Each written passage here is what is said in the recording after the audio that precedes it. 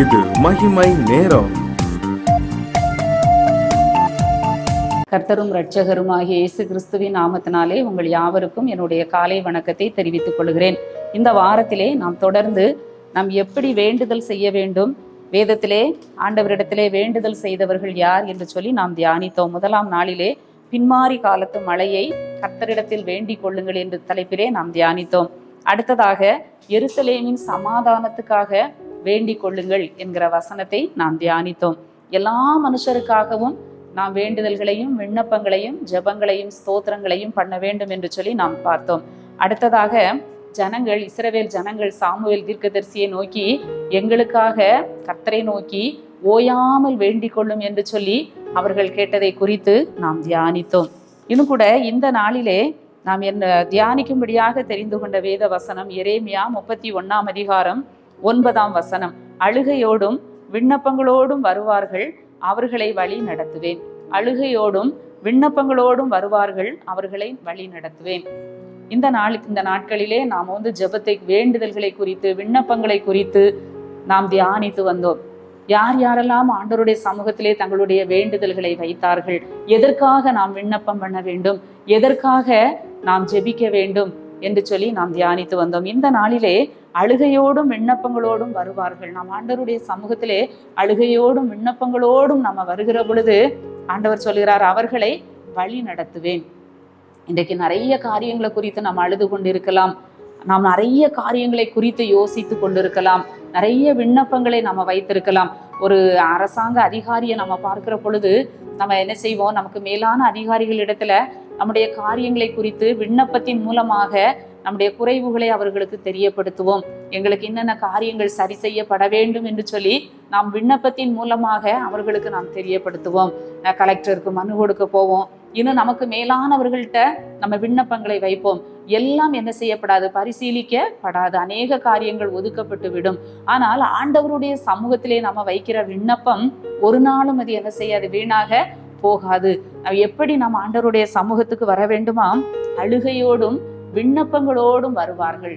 உண்மையாகவே நாம் தேவ சமூகத்திலே கண்ணீரோடு நம்ம வருகிற பொழுது ஒரு நாளும் ஆண்டவர் நம்ம என்ன செய்ய மாட்டார், புறம்பே தள்ள மாட்டார். ஆண்டவர் நம்மை வழி நடத்துகிற தேவனாக இருக்கிறார். இயேசு கிறிஸ்து இந்த உலகத்துல வாழும்போது அவரும் என்ன செய்தார், கண்ணீரோடு வேண்டுதல் செய்தார், கண்ணீரோடு விண்ணப்பம் பண்ணினார் பிதாவை நோக்கி என்று சொல்லி நாம பார்க்கிறோம். பிலிப்பியர் 4 அதிகாரம் 6 நீங்கள் ஒன்றுக்கும் கவலைப்படாமல் எல்லாவற்றையும் குறித்து உங்கள் விண்ணப்பங்களை ஸ்தோத்திரத்தோடு கூடிய ஜெபத்தினாலும் வேண்டுதலினாலும் தேவனுக்கு தெரியப்படுத்துங்கள். அப்பொழுது எல்லா புத்திக்கும் மேலான தேவ சமாதானம் நம்முடைய சிந்தையும் நம்முடைய இருதயத்தையும் கிறிஸ்து இயேசுவுக்குள்ளாக காத்துக்கொள்ளும் சொல்லி பார்க்கிறோம். இன்னும் கூட 1 பேதுரு 3:12 நீதிமான்களுடைய வேண்டுதலுக்கு விண்ணப்பத்திற்கு ஆண்டவருடைய செவிகள் திறந்திருக்கிறது என்று சொல்லி பார்க்கிறோம்.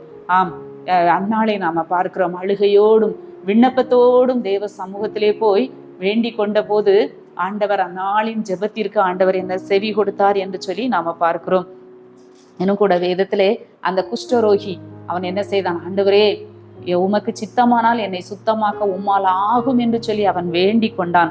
எவிரு தன் குமாரத்திக்காக வேண்டிக் கொண்டான். ஒரு குருடன் அவர் தொடும்படியாக அவரை வேண்டிக் கொண்டான். அவருடைய வஸ்திரத்தை ஆகிலும் தொடும்படி என்ன செய்தாங்க, ஜனங்கள் வேண்டிக் கொண்டார்கள். தொட்ட யாவரும் சொஸ்தமானார்கள் என்று சொல்லி பார்க்கிறோம். சகரியா அவனுடைய வேண்டுதல் கேட்கப்பட்டது என்று சொல்லி நாம பார்க்கிறோம்.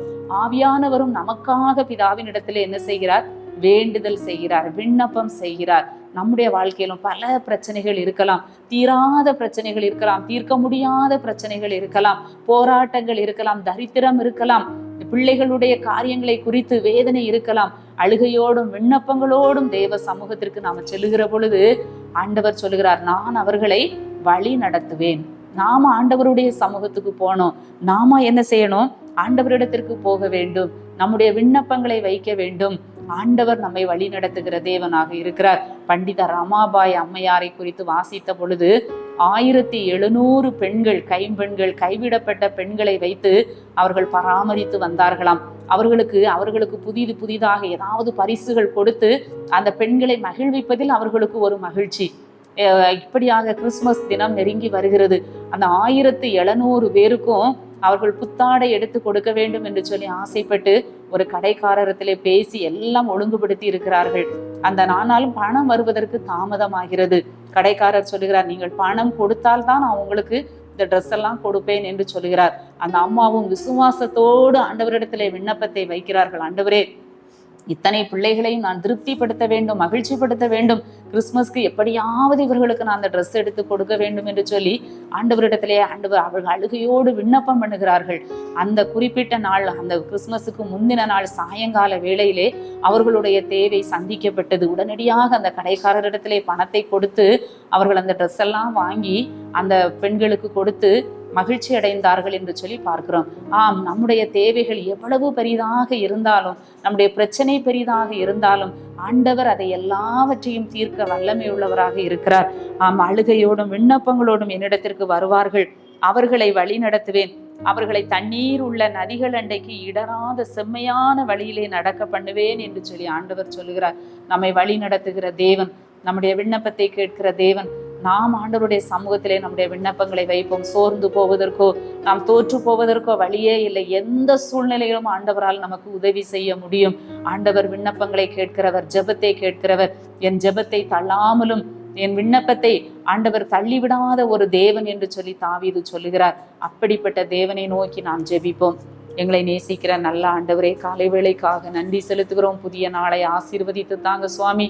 இந்த நாளிலும் ஆண்டவரே, அழுகையோடும் விண்ணப்பங்களோடும் வருவார்கள், அவர்களை நான் வழி நடத்துவேன் என்று சொல்லி இருக்கிறேன். இந்த நாட்களிலே ஆண்டவரே, கண்ணீரோடு அழுகையோடு கவலையோடு இருக்கிற ஒவ்வொரு பிள்ளைகளையும் கர்த்தர் வழி நடத்தும்படியாய் ஜெபிக்கிறோம் அப்பா. இடராத செம்மையான தண்ணீர்கள் உள்ள வழியிலே அவர்களை நடத்தும்படியாய் ஜெபிக்கிறோம் ஐயா.